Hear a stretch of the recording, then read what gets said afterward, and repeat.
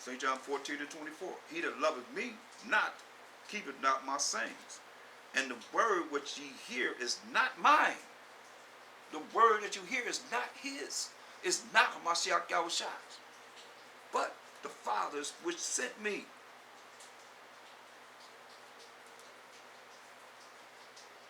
There it is right there. That's what he said.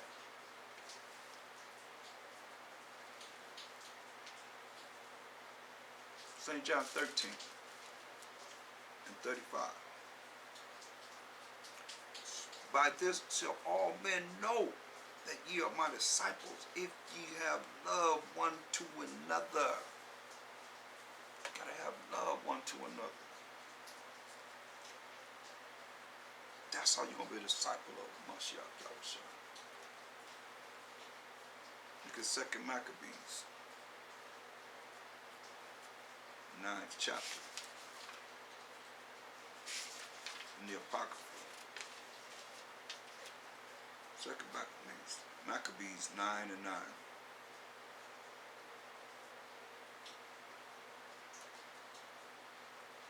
So that the worms rose up out of the body of this wicked man, and whilst he lived in sorrow and pain, his flesh fell away, and the filthiness of his smell was noisome to all his army. And the man that thought a little before he could reach to the stars of heaven, no man could endure to carry for the intolerable stink. Can you imagine that? I mean, he was that funky, that nasty, for being so wicked. That's why I say you gotta watch out. Most I can make you live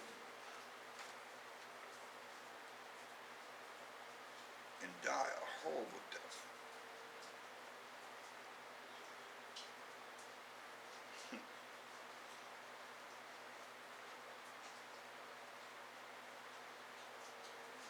Look it up.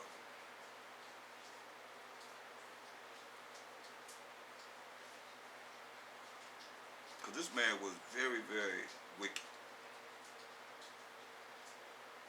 Antiochus Epiphanes. When you look at verse 5, 2 Maccabees 9:5, it says, but the Most High Almighty, the power of Israel, not of no one else, but of Israel, smote him with an incurable and invisible plague. For as soon as he had spoken these words, a pain of the bowels that was remedies came upon him, and sore torments of the inner parts, and that the most justly, for he had tormented other men's bowels with many and strange torments. Howbeit, he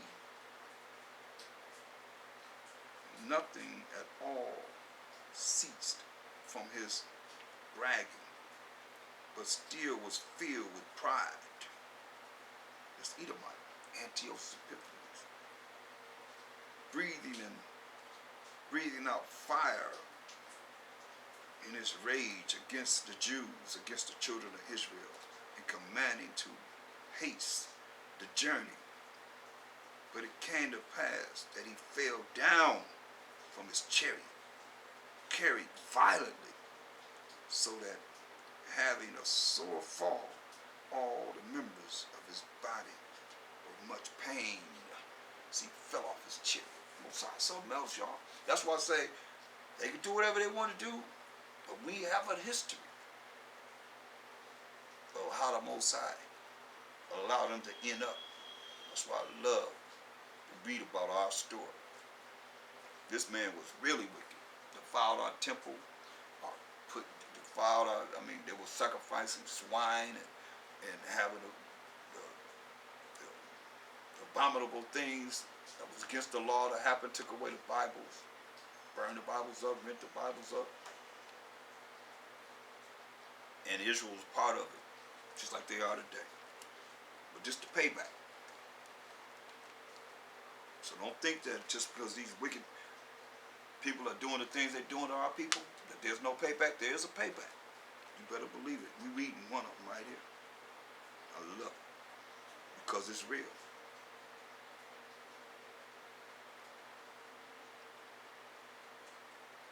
Verse 8.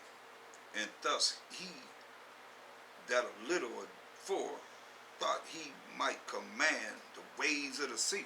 See? This how prideful he was. He thought he might command the ways of the sea. So proud was he beyond the condition of man, and weighed the high mountains in a balance, was now cast on the ground, and carried in an horse litter. Carried in horse crap, horse doo-doo. Showing forth unto all the manifest power of the Most High. See, we got a power. The Most High threw him off his chariot. All his inner parts of his body was in pain, and let the chariot run him through horse doo-doo. That's our power. So don't be afraid, most certainly, and believe on the Most High power of Abraham, Isaac, and Jacob. Verse 9. So that the worms rose up out of the body of this wicked man, and whilst he lived in sorrow and pain, his flesh fell away. Yes. As he lived in sorrow and pain, his skin started to fade away, fall away off his skin. And the filthiness of his smell was noisome to all his army. The filthiness of how he stank. His army couldn't even handle it. It was too much. He was stinking. It's payback, y'all. And the man that thought a little before he could reach to the stars of heaven, no man could endure to carry for his intolerable stink. He was stinking that bad, y'all. Here therefore, being plagued, he began to leave off his great pride, and to come to the knowledge of himself by the scourge of the Most High. His pain increasingly every moment. Most High brought that pain on him every second. Increasing it, but not allow him to die. You see this? He ain't dead yet. He's going through a lot of torment, pain.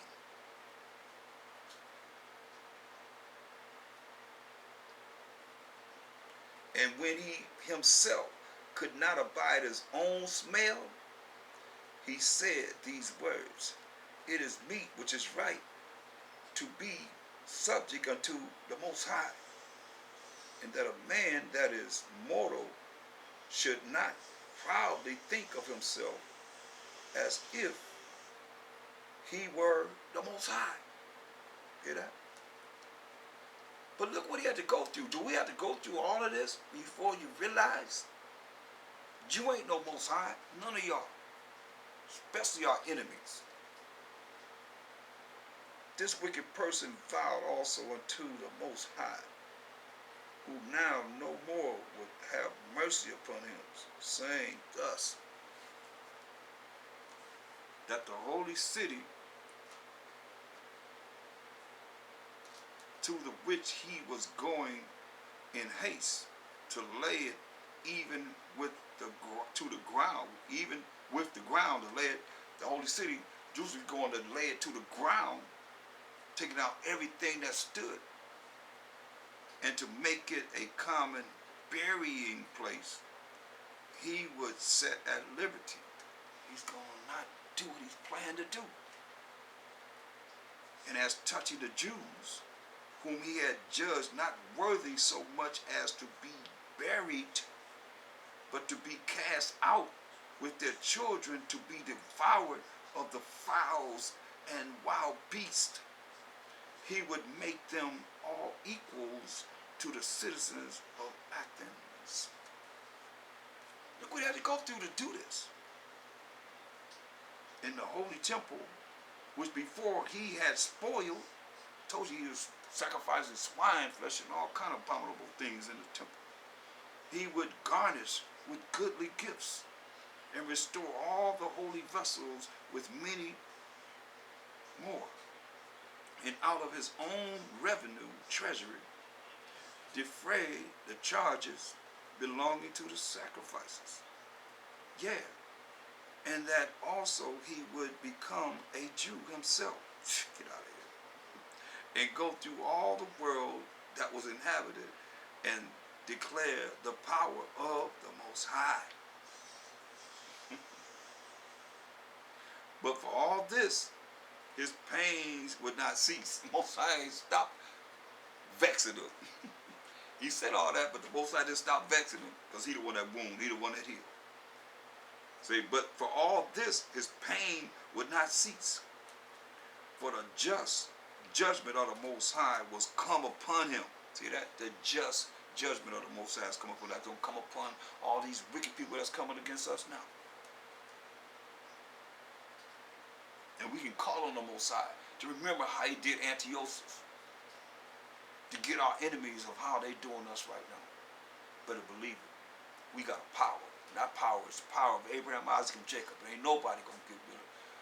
Don't do the things that they're doing to us and think that there's no judgment, because it's written. And we reading the judgment of wicked as Edomite that came on the earth before Mashayach Yahawashi came on this earth in the flesh. He said, for verse 28, but for all this, his pains would not cease. For the just judgment of the Most High was come upon him. Therefore, despairing of his health, he wrote unto the Jews the letter underwritten, containing the form of a supplication after this matter. Don't matter. The Most High dealt with him. You see, his pains did not cease. See, it's because people don't believe in the Most High. They don't know the Most High. They don't believe in him. Even though we tell them. And some of you've heard it. You still don't believe in him enough. Better believe it. You see, the Most High didn't, no matter what he said, no matter what he did, the Most High did not allow his pains to cease because of what he had done. Remember, the Most High had no respect of persons. No respect of persons. But he had respect to Israel. 1 Samuel 2 and 6.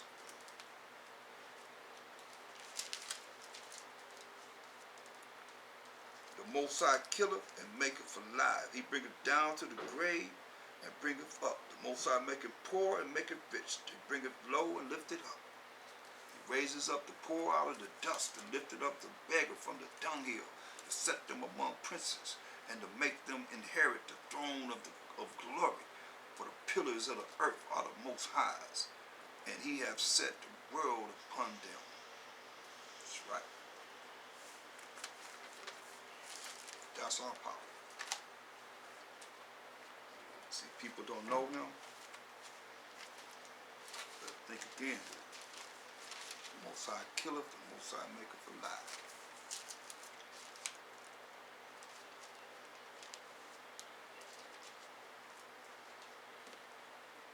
The Most High said this in Deuteronomy 32 and 35. To me belongeth vengeance and recompense, payback, just like he paid back Antiochus Epiphanes. Their foot shall slide in due time. See, their foot gonna slide in due time. They're gonna slip. You know, you call them slipping. The Most High say, I'm going to catch them slipping. That's what he's saying. For the day of their calamity is at hand, and the things that shall come upon them make haste.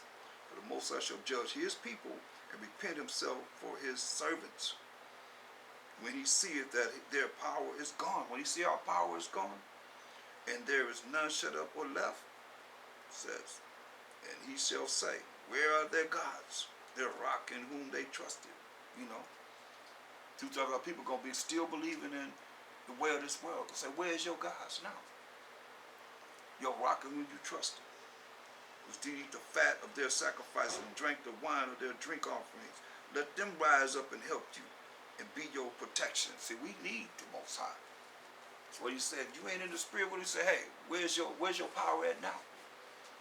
That you see. They're bringing about martial law. They're doing all the things that they're doing to implement the destruction of Israel. As Antiochus Epiphanes, their ancestor, did to us. Only on a higher level. He says, see now that I am he, and there is no power with me. I kill and I make alive. I wound and I heal. Neither is there any that can deliver out of my hand. See? No matter how you look at it, the Most High have his hand in everything. He gonna get the last laugh. He gonna laugh at him. Say, for I lift up my hand to heaven and say, I live forever. If I whet my glittering sword, you know what a sword is used for? To kill people. And mine hand take hold on judgment, he bring that sword down for judgment. I will render vengeance to mine enemies and will reward them that hate me. And you read the haters of the Most High in Psalms 83rd chapter. And two-thirds of our people hate him. They're the children of the devil because they follow the devil. Straight up. Deceitful and evil. He's either right or it's wrong. I mean, this ain't hard to figure out. People make it harder than what it is. It's not hard. 1 John 4 and 20. 1 John 4 and 20. If a man say, I love the Most High, and hateth his brother, he is a liar. So there's many forms, you know. He's telling you, if you say you love the Most High, and you hated your brother, say you a liar. Ain't no liar going to the kingdom. It's very important. For he that loveth not his brother, whom we have seen, you can see your brother, we can see our brothers.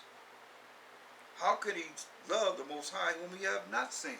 How can you say you love the Most High whom you have not seen? And you can see your brother. That's how important it is. You see how he compare us loving each other to loving the Most High?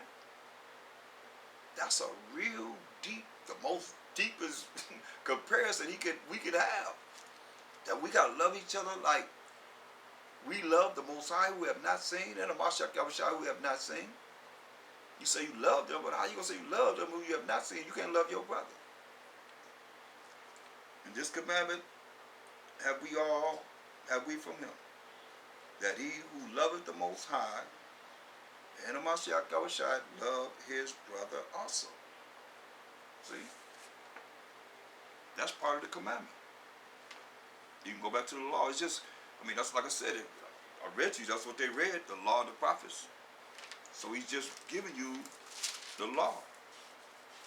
Leviticus 19th chapter, verse 1. And the Most High spake unto Moses, saying, speak unto all the congregation of the children of Israel, and say unto them, ye shall be holy, meaning pure and true. For I, the Most High, your power, am holy. He told us in verse 17, thou shalt not hate thy brother in thine heart. Verse 17, thou shalt not hate thy brother in thy house, in thy heart, of Israel, your brother of Israel. Because who's it talking to? Verse 2, Leviticus 19 and 2, speak unto all the congregation of the children of Israel, and say unto them, what are we supposed to say to them? Verse 17, thou shalt not hate thy brother in thine heart. Thou shalt in any wise rebuke thy neighbor, and not suffer sin upon him. Thou shalt not avenge nor bear any grudge against the children of thy people, your people. which are the children of Israel. But thou shalt love thy neighbor as thyself. I am the Most High. So we got to love our people as we love ourselves. That's the law. And that's what's being quoted. Isaiah 33 and 6. Isaiah 33 and 6.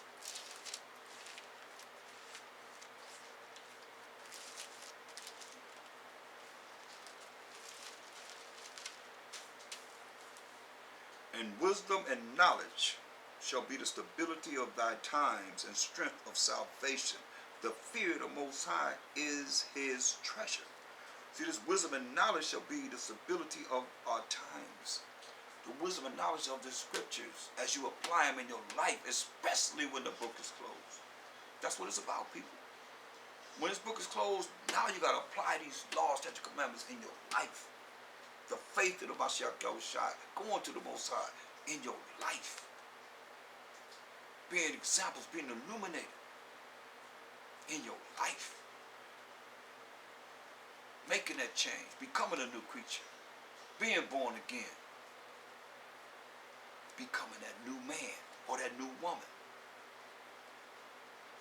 that you may shine bright as lights to the Gentiles. Because that's who our people say they are. We got to go out there and teach them that they're Israel, right? So we got to shine bright to the Gentiles. Israelites, they call themselves Gentiles. See, it was written for us. But see, when you understand that it's written for us, and the things that you see here, we can relate to because it's talking to us. We the children of Israel. Nothing new under the sun. That's what it says, in wisdom, Isaiah 33 and 6, and wisdom and knowledge shall be the stability of thy times and strength of salvation. The fear of the Most High is his treasure. See?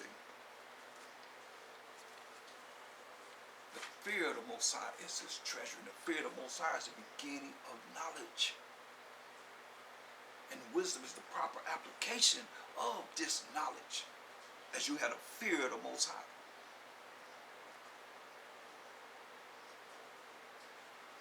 From there, let's look at Romans 13.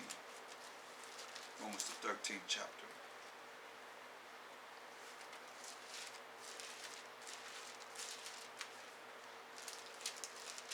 Romans 13